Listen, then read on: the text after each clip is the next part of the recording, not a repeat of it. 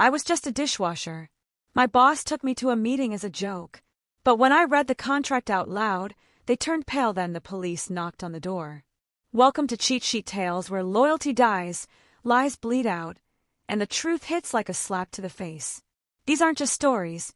They're confessions soaked in betrayal and regret. Ever spotted a red flag when it was already too late? Say it in the comments.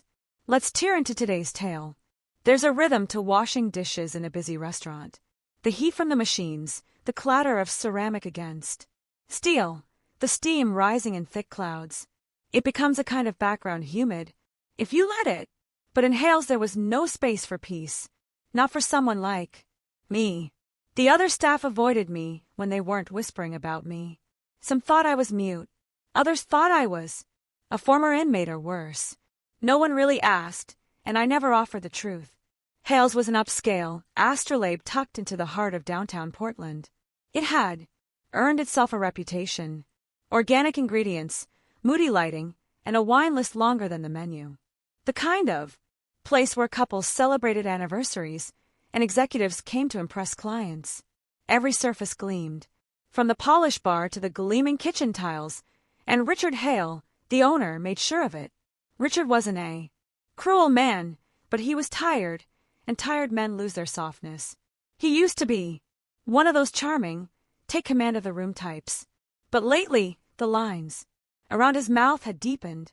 The crease between his brows seemed permanent. His marriage was fraying. His manager had just quit, and the business he'd built from the ground up was becoming more burden than pride. I saw it in the way he looked at his own reflection in the bar's mirror one night, like he didn't recognize the man staring back. He barely saw his wife anymore. Vanessa Hale was the kind of woman who wore perfume that lingered in a room long after she left it. Always manicured, always styled, always half a glass of Chardonnay away from starting a fight. She'd started accusing him of cheating, which was ironic given how often she disappeared with friends from yoga. I only know this because she didn't care who overheard her yelling. Most nights, Richard left before sunrise and returned after Vanessa was already asleep, if she was even home at all. And then Mark Peterson, the restaurant manager who had kept things afloat, handed in his resignation. I heard it happened quietly with a polite envelope placed carefully on Richard's desk, but I knew Richard saw it as a betrayal. He didn't like surprises. That same night, he was on edge, snappish with everyone, pacing the floor with his phone buzzing endlessly in his pocket. Vanessa kept calling. He kept ignoring. Meanwhile, downstairs, I was scrubbing glassware when Ethan Cole, the bartender, held up a sparkling tumbler and called out, "Hey, Jessica, you missed a spot." The two waitresses nearby stifled their laughs. He held it up like a trophy, tilting it in the light to reveal what a speck of dust, a smudge that wasn't there. I walked over, took the towel from the counter, and wiped the rim. Once. "Come." Wordless, I handed it back. Ethan opened his mouth to say something else, but I was already gone.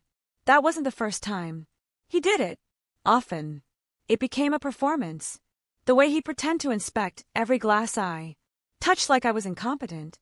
The other staff played along, finding ways to make me the punchline of whatever slow shift joke they came up with that night. I didn't flinch. I didn't react. That infuriated them more than any outburst would have. What I didn't know, what I couldn't have known, was that upstairs Richard had given Ethan a task. Get rid of her. That's what he said. Make her quit. Start something. Provoke her. Make a scene. He didn't care how. Just don't let her last another week. And so the games had only just begun. The next few days followed the same pattern. Ethan trying, failing, and trying again. He'd hold a plate up and examine it like it was a crime scene. Sometimes he'd mutter just loud enough for the waitstaff to hear, "It's hard to find good help these days," then glance in my direction with a smirk. Others would chuckle. It didn't bother me. Not really. I'd seen worse. A man playing tough in front of an audience wasn't new. What irritated him most was that I never gave him what he wanted. No eye rolls, no biting comebacks, no protests. Just a quiet nod, a polite smile, and back to work. It chipped away at his confidence, and somewhere in there I think it started to confuse him. People talked. Of course they did. They always do. I wasn't social in that maid. Me a target. I kept my hair tucked under a faded cap, my eyes down, my apron clean. That only fueled the rumors. Some said I used to be a stripper or a drug meal. Others whispered that Richard had picked me up from the streets out of pity, gave me a job so I wouldn't starve. One of the servers swore I was his cousin's ex who had burned down a bar in Seattle. No one ever asked me directly. They just filled in the blanks with the worst possibilities. I didn't care. Let them think what they want. As long as I got my paycheck and no one touched me, they could invent entire screenplays. But Ethan's failure to rattle me started to become a problem. For Richard. I heard later on that Richard had docked his tips one night, told him he was useless if he couldn't even shake a dishwasher. The next morning, Richard slammed the cash register closed so hard it startled a customer. That's when I knew something had shifted. When a man starts taking his frustrations out on metal, you learn to keep your distance. Then came the night everything changed. It was late. Most of the staff had already left. I was stacking the last few trays of silverware when I saw Ethan approach out of the corner of my eye. I expected another sarcastic comment or half-insult disguised as a joke. Instead, he held out a brown paper bag like it weighed more than it should. I figured you might want this, he said, sounding awkward. I took the bag and gave it a quick sniff. Vanilla, cocoa, a hint of cinnamon, chocolate cake, real chocolate, not the waxy store-bought kind. They didn't sell much of it tonight, he added, scratching the back of his neck. Pastry team was going to toss it, but I thought, well, it would be a waste. I stared at him, not with suspicion, not with warmth. Just stared long enough to make him shift uncomfortably. You live far from here, he asked. I should have stayed quiet. I should have taken the cake and walked away. But something in his voice, tentative, tired, maybe genuine, tugged at me. Not really, I said finally. 15 minutes by foot. He hesitated. Well, enjoy, I guess. I don't know why I said it, but the words came out before I could second-guess them. You could come have a slice, I said, if you're not in a rush. His eyes widened a little, like I'd spoken in a language he hadn't expected to understand. He blinked, then nodded. Yeah, sure, why not? That night, Ethan Cole followed me home. He thought he was just going for cake. But that visit would mark the first crack in everything he thought he knew about me, and the beginning of a truth he wasn't ready for. My apartment sat on the third floor of an aging brick building tucked behind a gas station and a shuttered laundromat. The stairs creaked with every step, and the hallway smelled faintly of bleach and damp carpet. The paint peeled near the baseboards, and the buzz of the hallway light never stopped. I saw Ethan glance around as we climbed, his eyes flicking over the warped door frames and the faded unit numbers. I said nothing. Inside, the place was small, just one room, and a kitchenette with a tiny bathroom in the corner, and windows that rattled when the wind blew. But I kept it clean, always. There were yellow curtains hanging from the windows. Not much, just cheap fabric, clipped to a piece of string, but they caught the late light in a way that made the room feel warmer. On the window sill, a chipped ceramic mug held a small bouquet of fake daisies. The sofa was secondhand, the coffee table scratched, but it was mine. Ethan stepped in and hesitated. He looked like he wasn't sure whether to take off his shoes, sit down, or bolt. That awkward half-smile stayed frozen on his face. I closed the door behind us and locked it. Then, without warning, I stepped close and shoved him against the wall. It wasn't hard, just firm enough to make a point. My elbow pressed gently against his throat. Not choking, just there. He went rigid. Still think I'm just a dishwasher? I asked softly. His breath caught. I could feel the rhythm of it under my arm. His eyes were wide now, scanning my face, searching for something. I held him there for just a second longer before stepping back. I don't like games, I said. So, if this is one, you should go. Ethan raised both hands, still a little stunned. It's not. I swear. It's cake. I brought cake. I let the silence hang for a beat, then nodded toward the small table near the window. Put it down.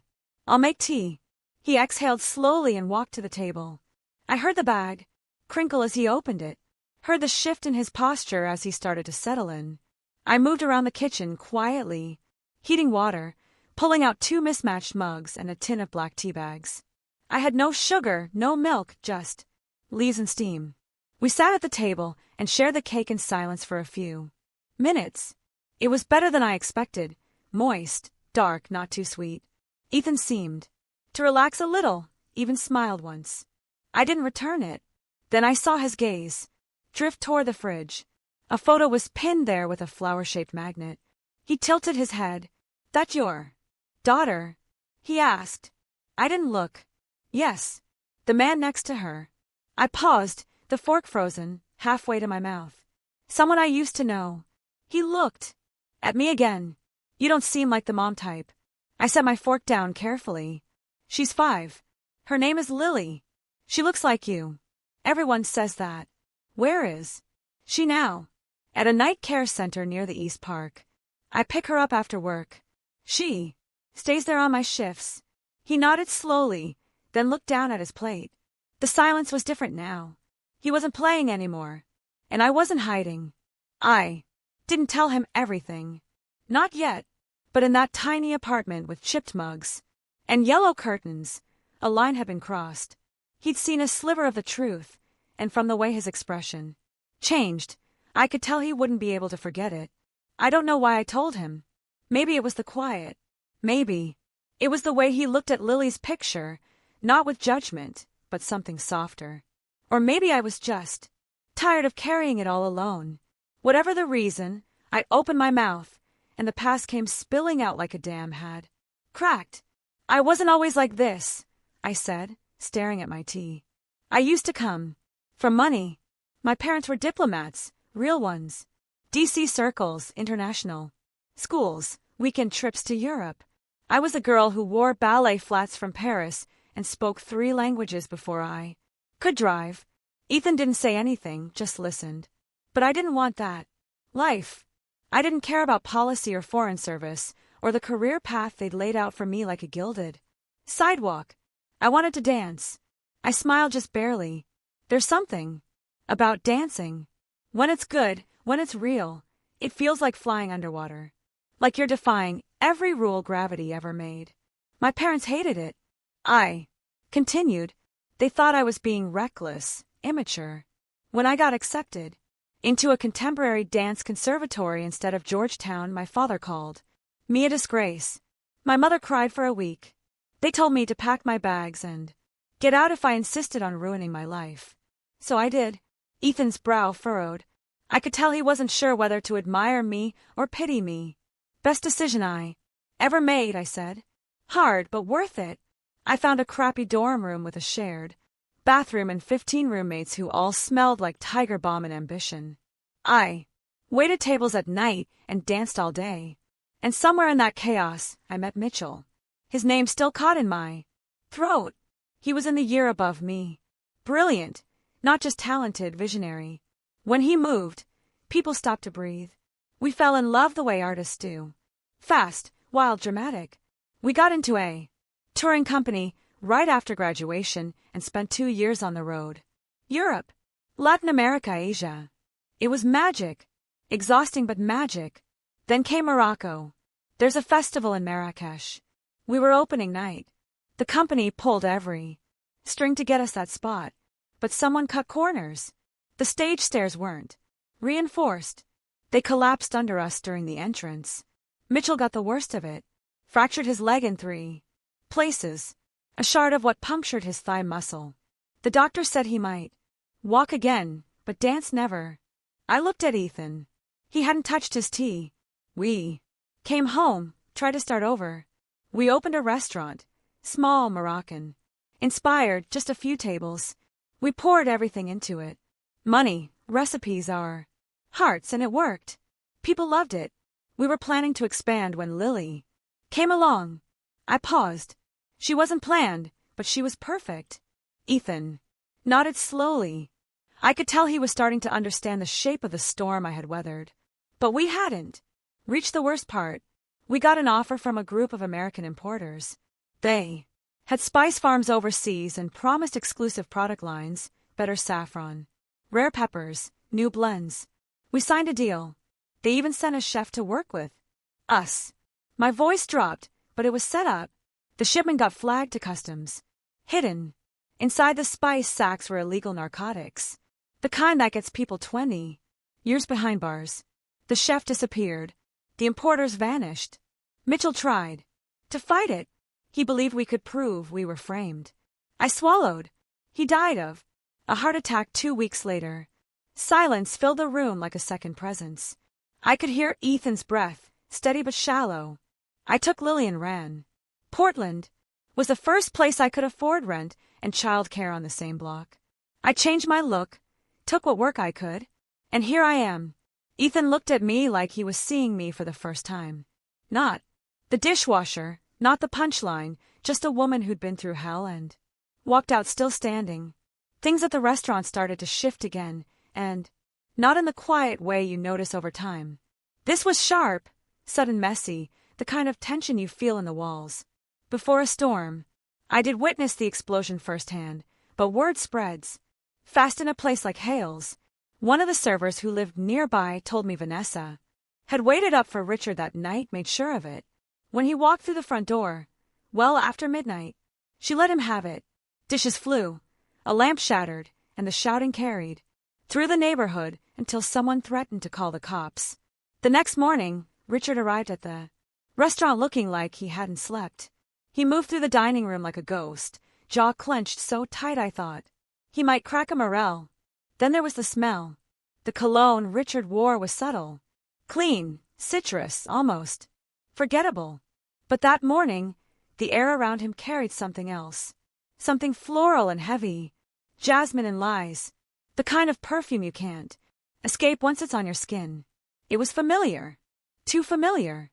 Later, I realized it was the same scent Vanessa wore when she wanted to leave an impression, the kind of scent that lingered on pillows or strangers. Richard had noticed it, too. I saw it in the way he stiffened when he reached for his jacket, only to pause and sniff. The collar. Something broke in him then. The kind of crack that doesn't make noise, but changes a man. The very next day, Vanessa arrived at the restaurant around noon, brightened, overdressed, and oozing charm. She didn't usually visit during lunch rush, let alone step into the kitchen. But this time, she had someone with her, Adrian Scott. He was tall, lean, with that slippery kind of smile that didn't quite reach his eyes. He wore a fitted black chef's coat and carried a leather-bound knife roll under his arm. Vanessa introduced him as a friend of a friend with international culinary experience. She insisted he would be perfect for their next menu launch. Richard didn't argue. He barely looked at the man, just nodded and walked away. But I noticed the way Adrian glanced around the kitchen like he was casing the place, like he wasn't looking at stoves or spices, but exits and blind spots. Something about him put me on edge. Later that day, I overheard Vanessa talking to Richard in his office. Her voice was sugary but firm. "You owe me," she said. "After last night, you could at least give me this." I said, "I'm not in the mood," Richard growled. "Oh, come on," she purred. "It'll be fun. Just a silly little act to lighten the mood. What harm could it do?" I didn't know what they were planning, but my gut already didn't like it. The plan, as I found out an hour later, was absurd. Vanessa had convinced Richard to play a prank on their new business partners, the spice importers he'd been trying to sign for weeks. Her idea, to pretend that I was his wife, me, the dishwasher, to bring me into the meeting in my work clothes, and introduce me as Mrs. Hale.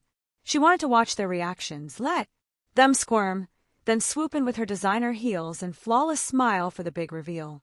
She called it a joke. Richard called it a distraction. I called it something else entirely.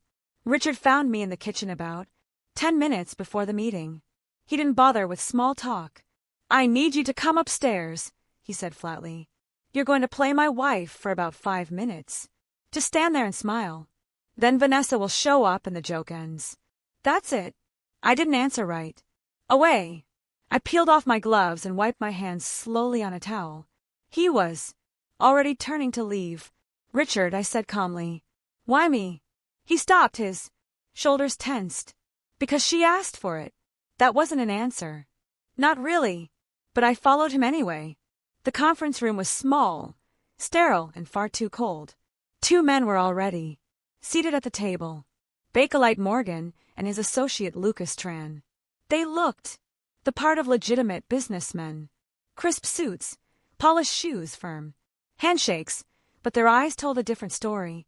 There was calculation in them, the kind that measures risks, not people. Richard introduced me with a forced smile. This is my wife, Jessica.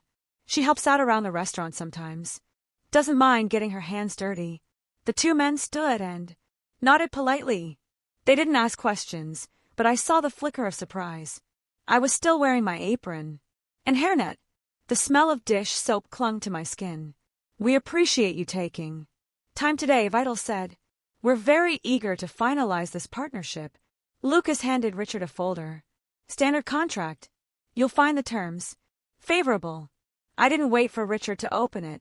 I stepped forward, lifted the folder from the table, and began to read. No one stopped me. The pages were filled with legal jargon, percentages, clauses, distribution rights, but buried in the fine print were logistics terms I recognized. Codes for ports I'd seen before, references to containers labeled as herbal commodity, blends that bypassed typical inspections. My blood turned cold. It was the same language used in the contract that destroyed my life, the same structure, the same loopholes, and the same trap. I looked up slow and steady. Richard, I said softly, don't sign this. His head jerked toward me. What are you talking about? I turned the contract around and tapped a paragraph near the bottom. These men don't sell spices, not the kind that belong in a kitchen anyway. They use cover shipments to smuggle narcotics, and this document gives them full clearance to move through your supply chain without oversight. Lucas's jaw tightened. Fatalist's hands froze mid-fold. Richard stared at them, then back at me. Are you insane? Lucas hissed. No, I said, just experienced. That's when Vanessa burst in. All dramatic timing and smug energy. Surprise, she chirped, stepping into the room. She's not my husband's real wife. I am. Isn't that hilarious? The room fell silent. No one laughed. Vanessa's smile faltered. Then Richard spoke, his voice like ice. You brought them to me. What? She blinked. No, Adrian said. Adrian. Richard echoed. The new chef. The one who smells like your perfume. Vital stood abruptly, but Richard raised a hand. Don't move. He looked at me. Call the police. I didn't hesitate. Within the hour, the office was filled with uniforms. Vanessa was in handcuffs, screaming that it was all a misunderstanding. Lucas tried to slip out the back and was tackled before he reached the stairs. Adrian had turned out, had a record under another name, and had already been flagged by Homeland Security. Richard stood in the middle of the chaos, surrounded by the wreckage of his trust. And I stood beside him, watching the empire of lies come crashing down. The restaurant was quieter than I'd ever seen it. Even the machines in the kitchen seemed to hum at half volume. After the arrests, the news spread fast, first through the staff, then through whispers from suppliers and clients. Richard lanced reservations for the week and locked the doors. Vanessa was gone. Adrian, too. The so-called importers were in federal custody, and the DEA had started combing through every box, every shipment, every invoice. Connected to Hales. No one looked at me like a dishwasher anymore. In fact, most of them didn't know what to call me at all. I kept to myself as usual, but this time I wasn't hiding. There was nothing left to fear. My secrets were out, but they hadn't sunk me. Not this time. Richard found me 2 days later sitting at one of the empty tables in the closed dining room, peeling the label off a bottle of mineral water. He didn't say anything at first, just sat down across from me and studied my face like he was seeing it for the first time. I owe you everything, he said. I didn't respond. I mean it, he continued. You saved my business. My name help probably kept me out of prison. He pulled something from his coat pocket and slid it across the table. A key. I stared at it. That's for an apartment across town. He said, better one. 2 bedrooms, safe neighborhood, near a school. It's already paid for the year. I opened my mouth to speak, but he wasn't done. I also spoke to my attorney this morning. I'm transferring a 15% share of the business to you, and I want you to run this place. That made me freeze. What? I said. You've seen how this place works. Every crack in the wall, every lazy staff member, every mistake I've made, and you never once used it against me. That's more than I can say for most people in my life. He leaned back, looking suddenly older but lighter. I need someone I can trust, and I trust you. I was quiet for a long time. Then I said, You tried to force me out. He nodded. I did because I was stupid and scared, and because I listened to people who never really saw you. I picked up the key, turned it over my hand. It felt solid, real. Don't expect a smile and a speech, I said. He let out a breath. I won't. Just say yes. I nodded once. Later that night, Ethan found me in the pantry restocking flour. He looked sheepish. So that happened, he said. Yeah, I replied, pouring the last of the sugar into a container. I just wanted you to know, he went on. They tried to pull me into it. Vanessa and Adrian told me if I help set you up, there's be a bonus in it. A big one. I turned to face him, and I asked. I walked out, he said. Didn't say a word. Just left. I studied him for a moment. That's probably the smartest thing you've ever done. He gave a crooked smile. Yeah, well, I had a good reason. I didn't ask what he meant. I didn't need to. In his eyes, for the first time, there was no condescension, just quiet respect. I found them in the dining room after closing. Richard, sitting at one of the corner tables, a glass of untouched whiskey in front of him, and Ethan standing nearby with his arms crossed like he wasn't sure whether to sit or leave. The room was dim except for the low glow of the overhead sconces. I didn't mean to eavesdrop, but their voices weren't exactly quiet, and something in the air told me not to walk away just yet. You did the right thing, Richard was saying. Walking away. From Vanessa, from that mess. You had every reason to sell me out, but you didn't. Ethan shifted uneasy. Didn't feel right. That's what I mean, Richard replied. You've got something most people don't. A line you won't cross. I recognized that because I lost mine for a while. There was a silence between them, heavy and strange. Then Richard did something I didn't expect. He reached into his inside jacket pocket and pulled out a faded photograph. He slid it across the table toward Ethan. That's your mother, he said. Ethan didn't move at first. Then he leaned in slowly, lifting the photo. His expression changed in real time. Confusion, disbelief, something like, Richard cleared his throat. Her name was Julia. She worked at a culinary school I taught at briefly years ago. We were young, stupid. I left when I got a better offer. Out of state. She never told me she was pregnant. I could see Ethan's shoulders tense. He didn't say anything, just stared at the photo. I didn't know you existed until a few months ago, Richard went on. When you applied to work here, your name didn't register. But your face, your eyes, they stopped me in my tracks. You look just like her. Ethan finally spoke. So, you checked up on me? Richard nodded. Hired a private investigator. I didn't know how else to be sure. And when it came back, when I saw the birth records, I realized what I'd missed. Another silence followed. This one longer, deeper. I stayed in the doorway, watching, not wanting to interrupt the kind of moment that happens once in a lifetime. Ethan finally sat down slowly, like his legs had lost their strength. I grew up thinking I didn't have a dad or that maybe he didn't want me. I didn't know, Richard said quietly. But that's not an excuse. I left someone I loved and I missed the chance to raise the one thing that ever would have made me proud. Their eyes met across the table. Neither man moved for a long time. I don't know how to do this, Ethan said. Me either, Richard admitted. But maybe we can figure it out. One step at a time.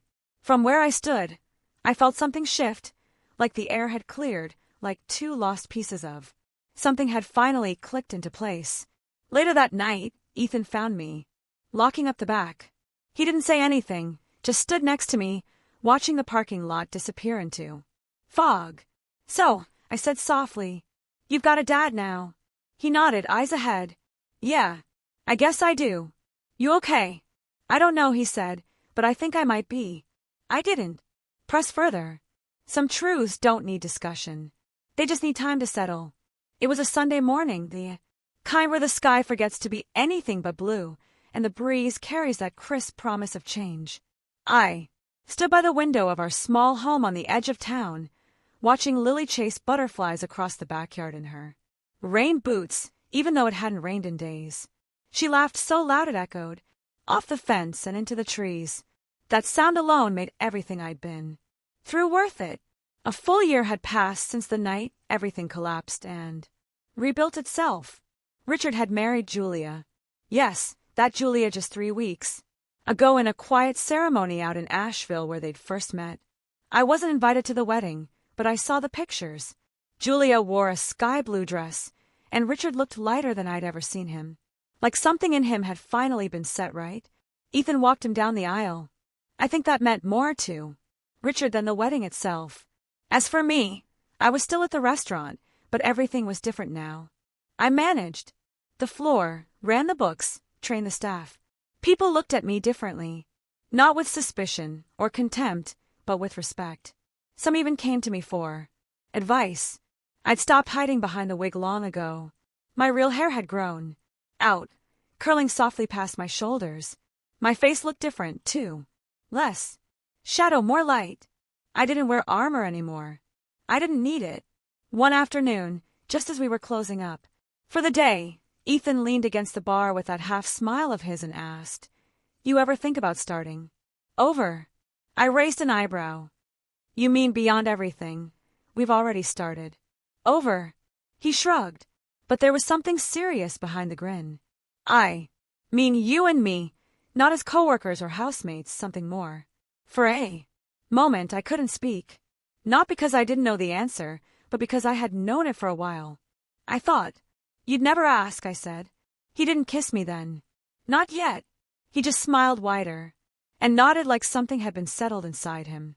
That night, after I tucked Lily into bed and turned off the last lamp, I sat out on the porch with a blanket over my knees and a mug of chamomile tea in my hands.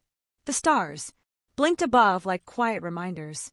I'd lost so much, but I had also built something new, something no one could take from me. The past still lived in my bones.